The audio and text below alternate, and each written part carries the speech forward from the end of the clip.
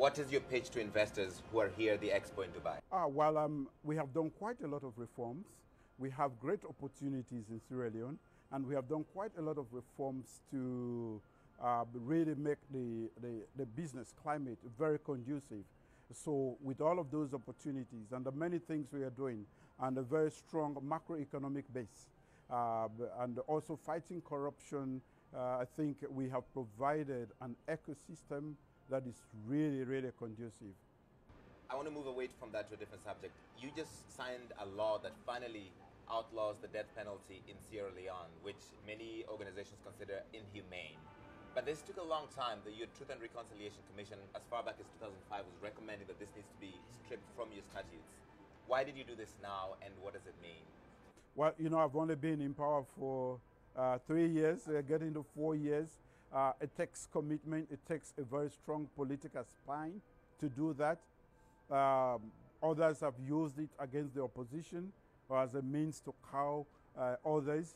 I think Sierra Leone should be free of those sort of tendencies, and that is why I took the bold step, and I have the audacity to take it off our law books.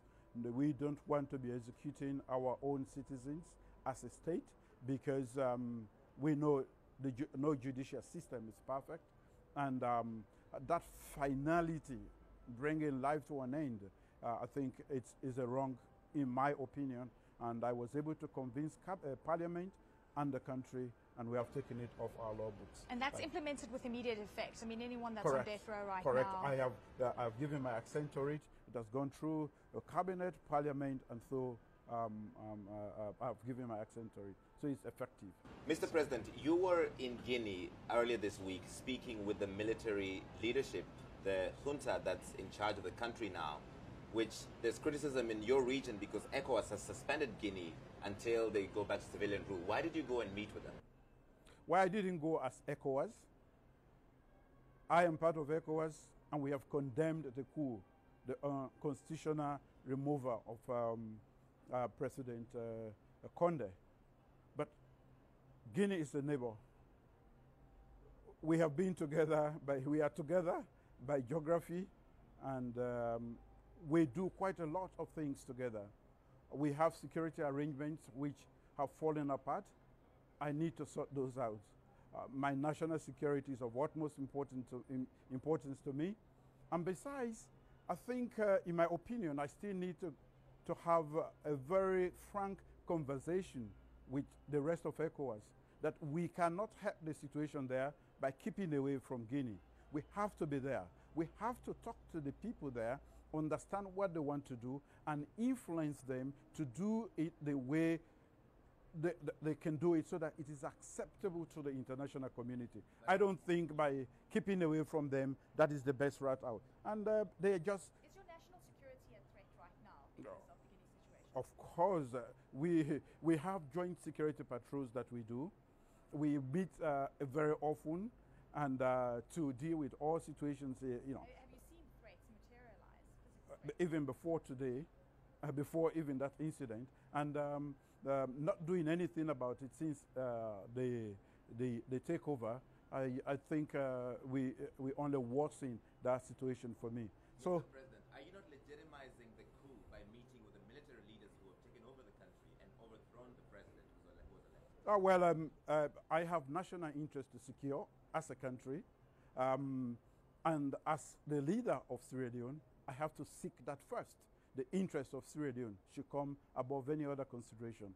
I have stood and I stand with ECOWAS to condemn the coup and ask them to return to constitutionality, but at the same time, I am the closest neighbor. I'm only 18 minutes away by air to Conakry, so I need to have special arrangements, and I did so with the consent of few of the members because I needed to make my position very clear. What did you discuss? How did the conversations go? Well, I wanted first to deal with the security issues, how we are going to do it irrespective of who is there. That is one. Or by next week, our technical teams are going to meet to discuss the security situation, how they are going to continue the joint border patrol on our common frontier. And I did ask, what is your program? They have explained to me what they want to do, and I will sit down with the ECOWAS, with my colleagues in ECOWAS, to explain to them exactly how the present leadership in Guinea wants to go, and how we can help them achieve that within a reasonable time that is acceptable. But I think keeping away from Guinea is only going to worsen the situation. Do you believe them, the military leadership? I don't have to believe them. I've only known them for a few days. And we cannot know them without going closer to them.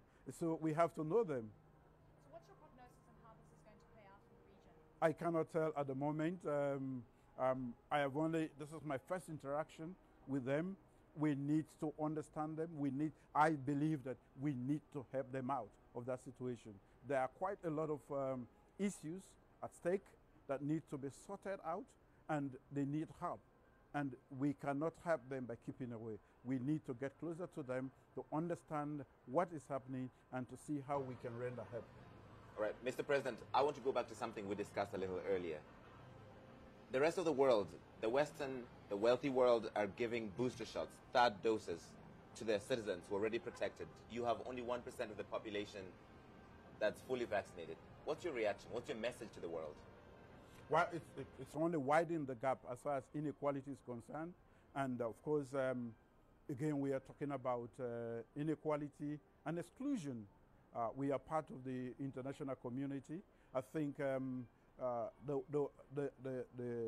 world powers should have had the conscience to consider us instead of going for third shots or booster shots, as they call them, to make sure that we are also vaccinated. But fortunately, we are fighting a good fight, and we have not had the sort of fatality or mortality they were expecting. And, you know, until the advent of the vaccines, the best way to fight COVID is through information. And I haven't had that experience from Ebola. We did quite a lot of that. So the first and second waves we didn't have up to 100 registered deaths as a result of COVID. We are a little over 100 now because of the third wave. Really good to speak to you. It was really good to see you. Thank you very much. Thank you. Thank you, President Biya. We appreciate your time. Thank you so much. It was great. Thanks.